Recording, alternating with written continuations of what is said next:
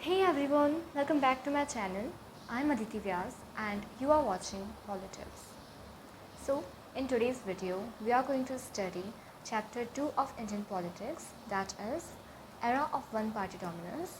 In this chapter, we will study about Congress system, and Congress was in power for a very long time from like 1951 to to like 1975, 77, I guess. So it is a long period, and after like 1964, things changed. But yeah, we will study about the how it managed to get majority all the time, especially in the first three elections. First three elections, how it got majority every time.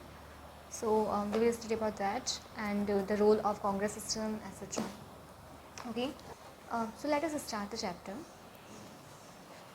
So we all know that when we got independence, the circumstances were difficult. Actually उस वक्त ना बहुत सारी countries independent हुई थी, but democracy जो है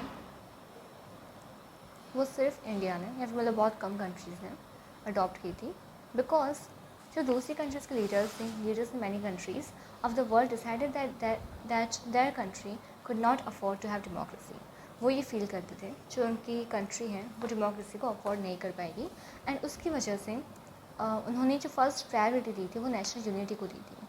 ठीक है, डेमोक्रेसी से पहले उन्होंने नेशनल यूनिटी को रखा था कि अगर यूनिटी नहीं रहेगी तो डेमोक्रेसी किस काम की. और ना democracy will introduce differences and conflict. उनका बिलीव था जो डेमोक्रेसी है वो डिफरेंसेस और कॉन्फ्लिक्ट पैदा करेगी.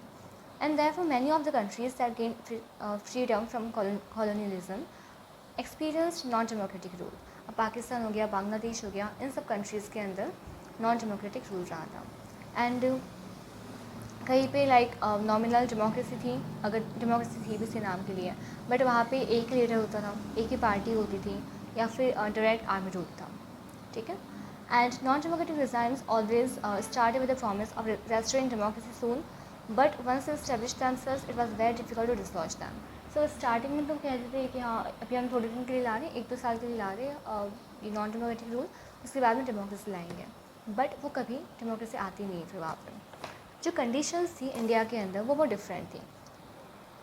हमारे लीडर्स ने चूज़ किया एक डिफ़िकल्ट पाथ जो था to follow and adopt the democracy. ठीक है, so our leaders were conscious of the critical role of the politics in democracy. उन्होंने डेमोक्रेसी को एज अ प्रॉब्लम नहीं देखा. They did not see politics as a problem. They saw it as a way of solving the problems.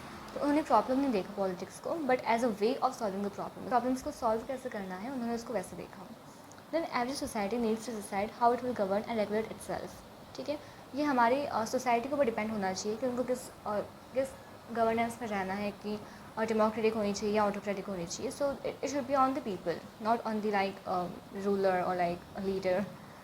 ठीक है, then जितने भी conflict वगैरह है उनको हम कैसे रिजॉल्व कर सकते हैं, उसका जो आंसर था वो डेमोक्रेटिक पॉलिटिक्स था. While competition and power are two most visible things about politics, the purpose of political activity is and should be deciding and pursuing public interest. So even though there is competition and power का like rivalry रहती है, but इसके बावजूद भी जो main purpose है political activity का वो है पब्लिक इंटरेस्ट को फुलफिल करना. ठीक है, ये हमें बताइए कॉन्स्टिट्यूशन अडॉप्ट कब हुआ था? 26 नवंबर 1949 को. और साइन कब हुआ था? ये 24 जनवरी 1950 को, and came into effect 26 January 1950. ठीक है, सो 3 डेट्स हैं, these are important. Then independence के टाइम पे इंटरिम गवर्नमेंट रूल कर रही थी. It was now necessary to install the first democratically elected government of the country. अब इससे पहले क्या हुआ था? 1946 से लेकर के 1951 तक एक इंटरिम गवर्नमेंट थी जिसको हेड किसने किया था? जवाहरलाल नेहरू. ठीक है, सो अब हमेशा इंटरिम गवर्नमेंट तो रह नहीं सकती, बिकॉज कुल मिला के इन लोगों पब्लिक ने इनको अभी तक इलेक्शन नहीं हुए थे और पब्लिक ने इनको इलेक्ट नहीं किया था. सो फॉर दैट इलेक्शन ज़रूरी था. उसके लिए election commission of India setup हुआ था जनवरी 1950 के अंदर, under article 324 as I have written here. इसमें सुकुमार सेन जो थे वो फर्स्ट चीफ इलेक्शन कमिश्नर बने थे, ठीक है।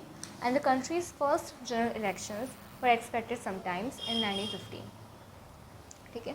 हमने एक्सपेक्ट किया था जो इलेक्शन है वो 1950 तक हो जाएंगे, बट हुए कब एक्चुअल में, दिसंबर समथिंग 1951 में। एंड उनको कहते क्या है, फेबररी ख़त्म हुए थे, फेबररी समथिंग 52 के अंदर। सो हम 52 के इलेक्शंस कहते हैं उनको, और इसके बाद 5 से बाद में अगर इलेक्शन होना है तो यानी कि 1957 में होगा, करेक्ट। सो इसलिए हम 1952 के इलेक्शन कहते हैं। But the election commission discover that it was not going to be easy to hold a free and fair election in a country of size of India size, ठीक है। इंडिया एक बहुत बड़ी कंट्री है, यहाँ बहुत सारी प्रॉब्लम्स आई थी। सो वो क्या प्रॉब्लम्स थी, holding an election required delimitation or drawing the boundaries of the electoral constituencies. So basically, what were the 4 problems जो कि फेस की थी इलेक्शन कंडक्ट करवाने में? फर्स्ट थी delimitation or drawing boundaries of electoral constituencies, correct? ये first problem थी। Second problem क्या थी, preparing the electoral rolls or the list of the citizens eligible to vote. Both these tasks took a lot of time. अब इतनी बड़ी population है, obvious सी बात है, जो रोल इलेक्टोरल रोल जो होता है जिसमें लाइक नेम्स होते हैं कौन कौन वोट करने आएगा, सो तो वो इतनी ज़्यादा पॉपुलेशन का अभी तक प्रिपेयर करना इम्पॉसिबल था इतने कम टाइम में। दैन जब ड्राफ्ट बन चुका था इलेक्टोरल रोल का, उसके अंदर क्या देखा हमने, जो नेम्स थे विमेन के, हाँ विमेन के नेम्स उसमें नहीं दे रखे थे। इनफैक्ट उनकी जगह वाइफ ऑफ या sister of, mother of, like that kind of things वगैरह, ठीक है। सो उसमें डायरेक्टली नेम्स नहीं थे, तो इस वजह से like 40 lakh women were not recorded in the list. They were simply listed as wife of, daughter of, etc. The election commission refused to accept these entries and ordered a revision if possible and deletion if necessary. तो इन्होंने election commission ने कह दिया that ये ऐसा काम नहीं चलेगा, अगर आपको नाम मिल सकता है, अगर वो नाम देते हैं तो अच्छी बात है, वो नाम डिलीट कर दीजिए, ठीक है।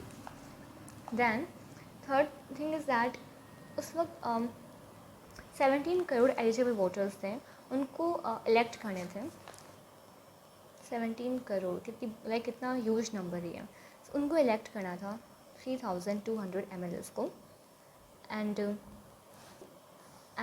489 मेंबर्स ऑफ लोकसभा को, ठीक है। इसमें से फिर जो 15% पॉपुलेशन थी सिर्फ वो लिटरेट थी, 15% पॉपुलेशन वाज लिटरेट। और इसमें फिर जो ऑफिसर्स थे उनको ट्रेन भी करना था, पोलिंग स्टाफ वगैरह को, तो उस ट्रेनिंग में भी टाइम लगा था, टू ट्रेन द स्टाफ या फिर ऑफिसर्स, करेक्ट। अब ये जो इलेक्शन था इसके ऊपर बहुत सारे क्वेश्चंस भी उठे थे, लाइक डेमोक्रेसी का एक टेस्ट था एक तरह से देखा जाए तो, क्योंकि उससे पहले डेमोक्रेसी सिर्फ और सिर्फ प्रॉस्परस कंट्रीज़ में होती थी, जैसे कि यूरोप हो गया, नॉर्थ अमेरिका हो गया, like most of the population was literate. By that time, many countries in Europe had not given voting right to all the women. और बहुत सारी कंट्रीज़ में उस वक्त women को voting right नहीं मिला था, बट इंडिया वाज लाइक उन्होंने स्टार्टिंग में ही यूनिवर्सल एडेड फ्रेंचाइज ले आए थे जिसमें women को 18+ तक वोट करने का राइट था। एंड बहुत सारे लोगों ने इसको an Indian editor called it the biggest Gamble in history, ये बहुत बड़ा खेल है ये और कुछ भी नहीं है, एंड ये फेल हो जाएगा और जवाहरलाल नेहरू जिंदा रहेंगे अपने इस फेलियर को देखने के लिए। Then the election had to be postpone twice and finally held from October 1951 to February 1952, ठीक है। यहाँ पे दिसंबर नहीं होकर के, यहाँ दिसंबर बोलते हैं शायद, हाँ दिसंबर नहीं अक्टूबर। दैन क्योंकि बहुत सारी जगह इलेक्शन 52 में हुए थे, इसलिए हम इस इलेक्शन को 52 का इलेक्शन कहते हैं, ठीक है। Now it took 6 months for campaigning, polling and counting to be completed and elections competitive थे। और हमें कैसे पता चलता है ये, बिकॉज हर एक सीट के लिए देयर वर 4 कैंडिडेट, ठीक है। There were more than half of the eligible voters first of all came to vote on the day of election and there was an average more than 4 candidate for each seat, correct. जो इसके results थे वो accepted as fair even by the losers, जो losers थे in fact उन्होंने भी इसको accept किया था एज फेयर इलेक्शन।